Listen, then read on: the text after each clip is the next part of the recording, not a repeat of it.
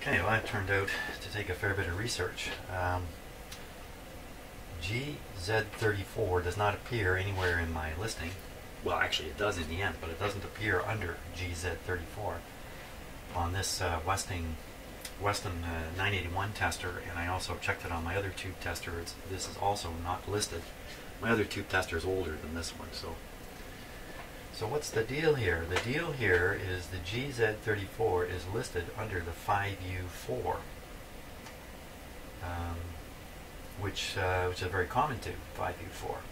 So this one I found is described as a high vacuum tube. It has a higher vacuum inside it, maybe than most. You know, I think it's just a better tube. Well, let's give it a check. So double checking all the settings here first. Very important. Filament is set to 5. Signal, this is a rectifier, so there's no signal setting. But likewise no bias setting, because it's a rectifier. And the switches are set 07030, 07030. And the bottom row is P060, P060. Plate is set to E. Make sure I don't make any mistakes here. Sensitivity 25. And it's ready to go. Let's plug the tube in.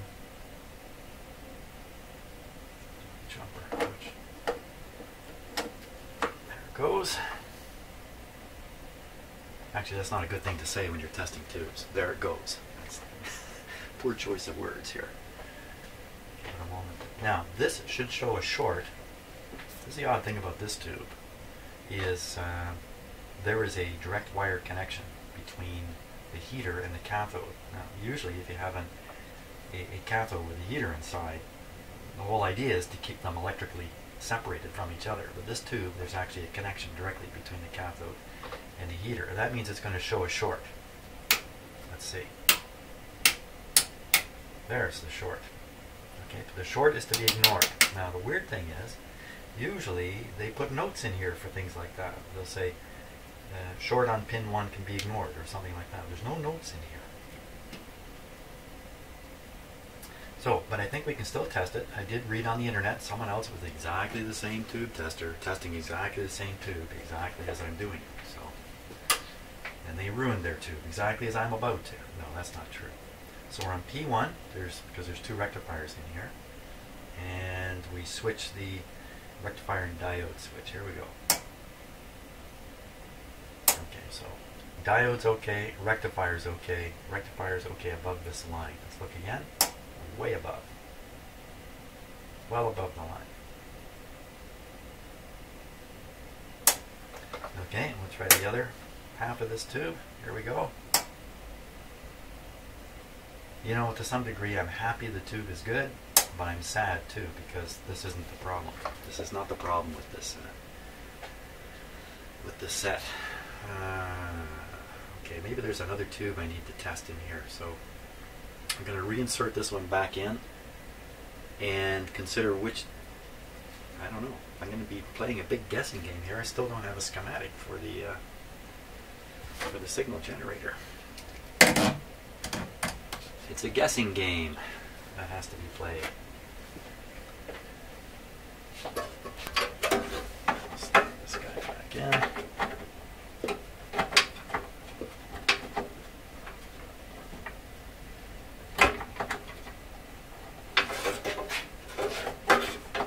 There you go.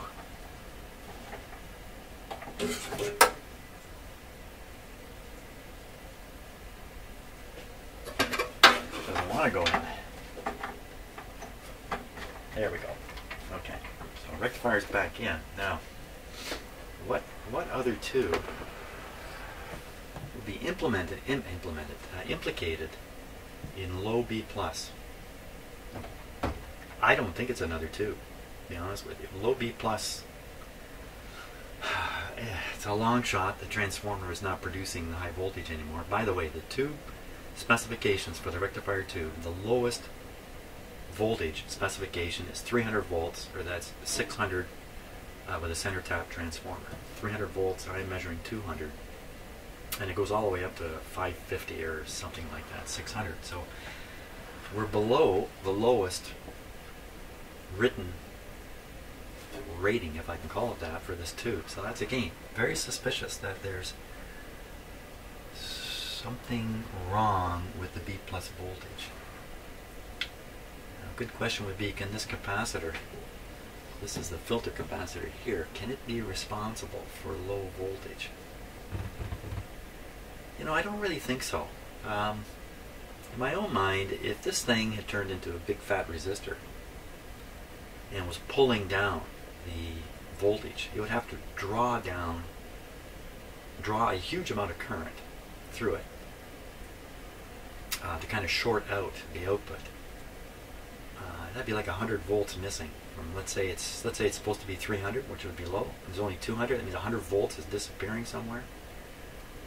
I think this thing would cook. I think it would heat right up and it would cook. And I've never seen that actually in a capacitor of this size. So what the capacitor is most likely to do is dry up and lose its capacitive capabilities, if I can put it that way, and then the result is a big hum. But I don't think you would read 200 volts DC on here with a hum. I think you would still read 300, 400, whatever it's supposed to be, with a hum on top. So another thing is there can be resistors in the circuitry here, dropping resistors, current limiting resistors, stuff like that. Those guys, they take a beating in power supplies, and they often go high. And as they go high, I think their dissipation goes up, the amount of watts they're dissipating goes up. And the result of that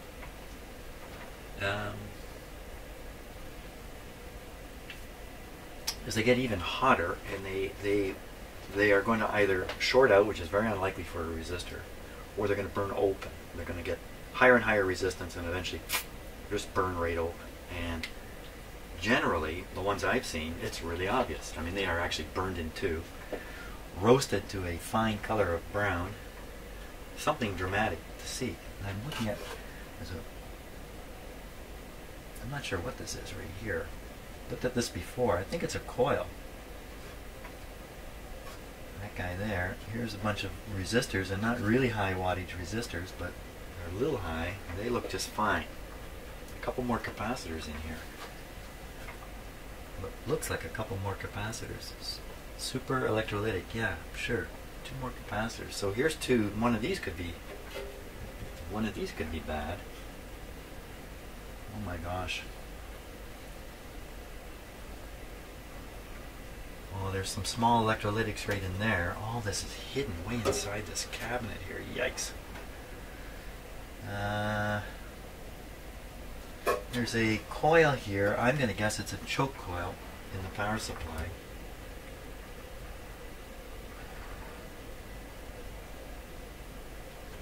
I could read the resistance on these. Look at this one. This one says 10K on it. That's a really big resistance. These are probably similar.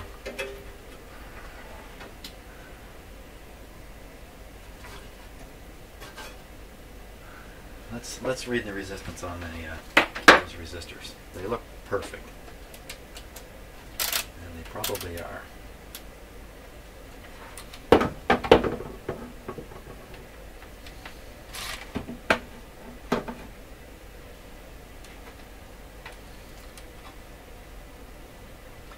Okay, so we're looking for 10K. It's right in the circuit here, so I really don't know what's going to happen when I read this.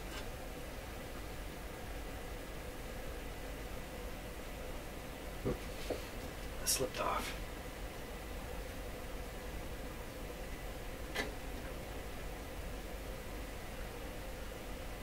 Well, that looks like 10K to me. Now these other two,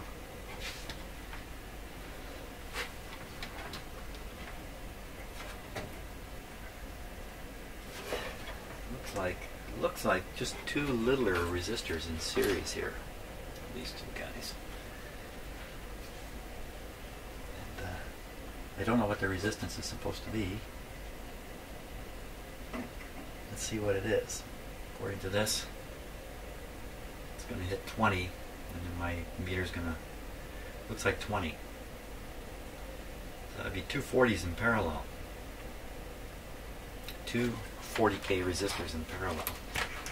Let's see if we can get in there and get a look at it.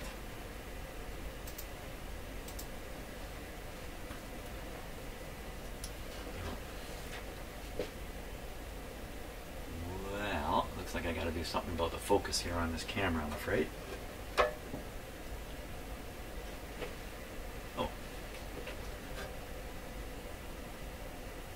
Nope. Okay, let's try autofocus here and see if it'll do the trick. So there's the 10K.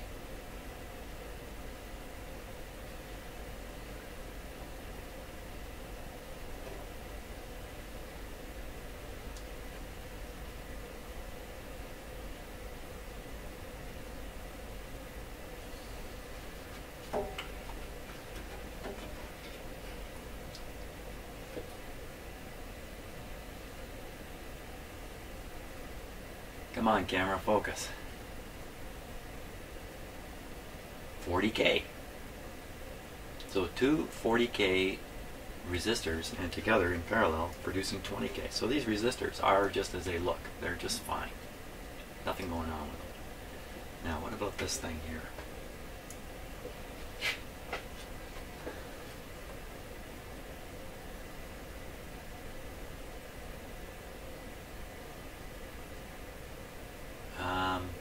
Strange stuff on it there.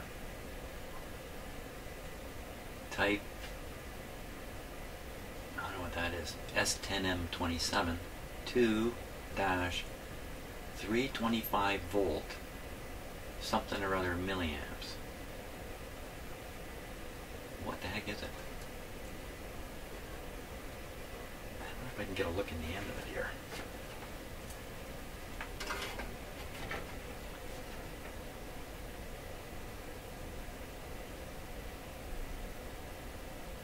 Come on.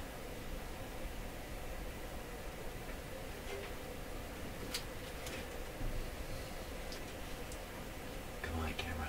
Focus.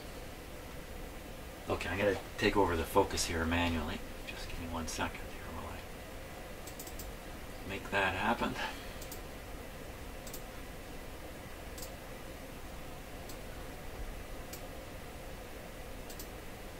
Here we go. So I'm trying to look down into that tube. Let's see if I can blast a little light into it here somehow. Oh.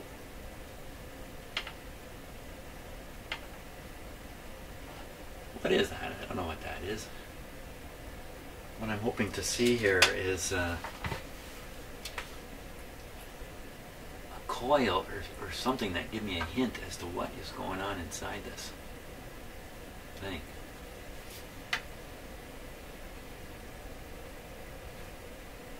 Wow.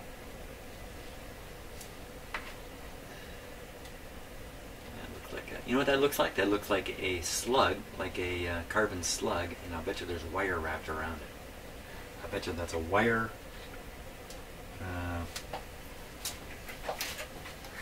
coil around some kind of slug there. That's what I'm going to guess that is.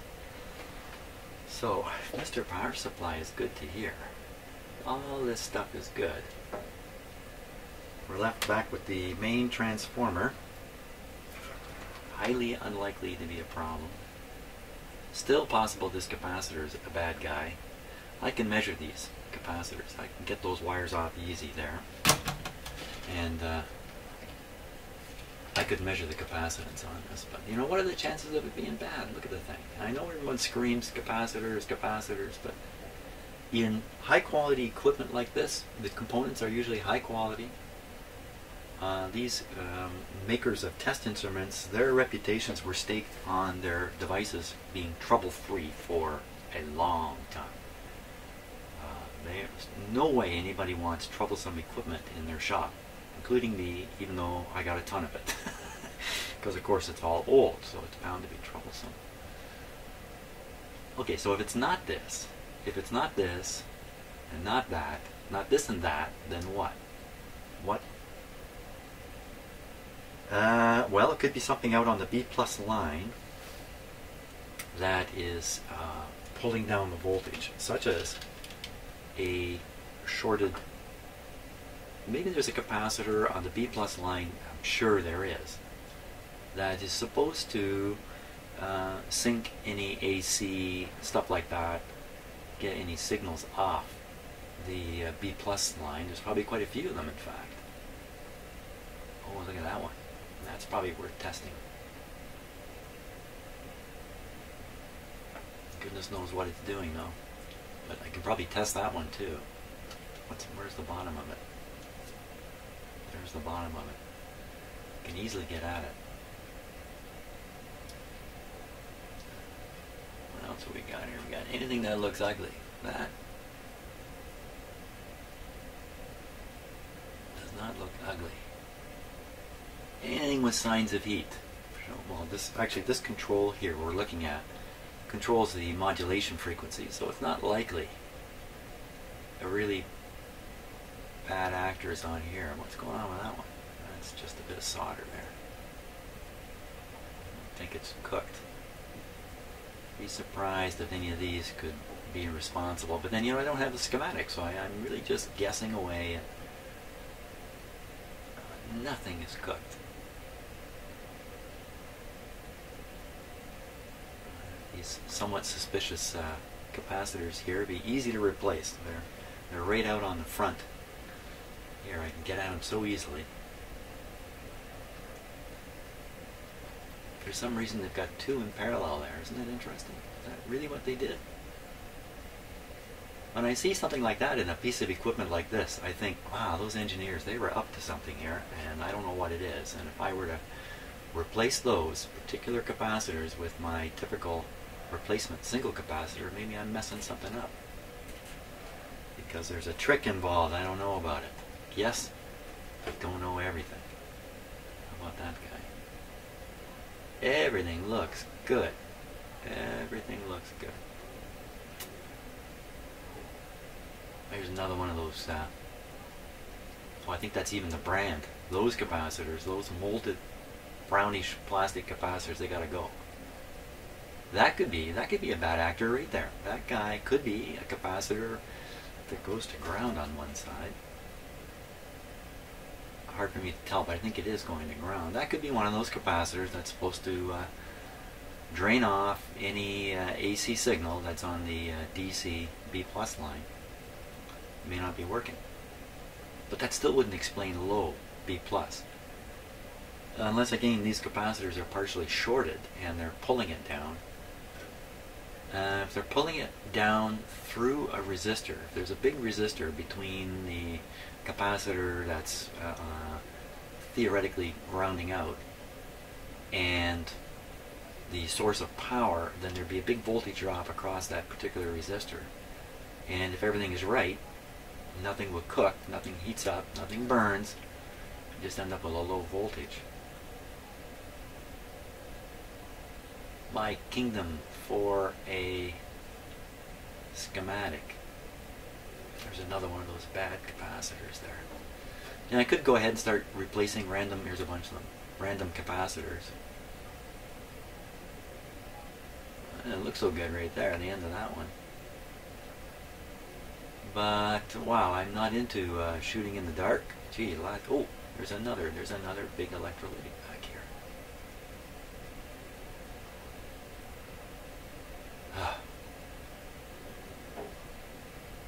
Yeah. I haven't read the comments. The last couple of days I've been busy doing other things, so I haven't caught up on the comments. Maybe somebody's actually found the schematic here for this guy. It looks like a diode there. What is that? I gotta look with my own eyeballs here. Let's see. What did I see?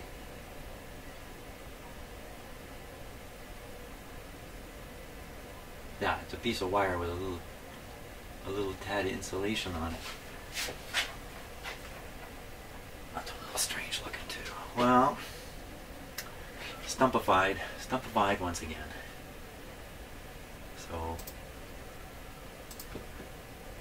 I gotta go away and think about this some more and ponder if I really want to go further with this at this time or not.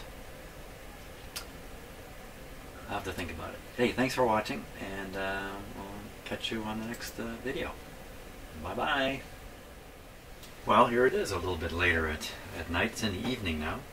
And I did spend my day, while I was doing various things, thinking a bit about this. And I also read comments. Thank you so much for fantastic, intelligent comments that you're leaving on my video. So I think an easy thing I can do here is wiggle the rest of these tubes to make sure their contacts are good in the sockets, and run it again. I did take out the rectifier tube. I have tested it. I'm putting it back in. You wouldn't expect that to have any beneficial effect, but it might. And another thing I want to do is take a voltage measurement on the top of these capacitors here. And again on this one down here, this big one, and we'll just see how all that works out. You never know, the thing could start working at any time, especially if I can plug it in. It's much better.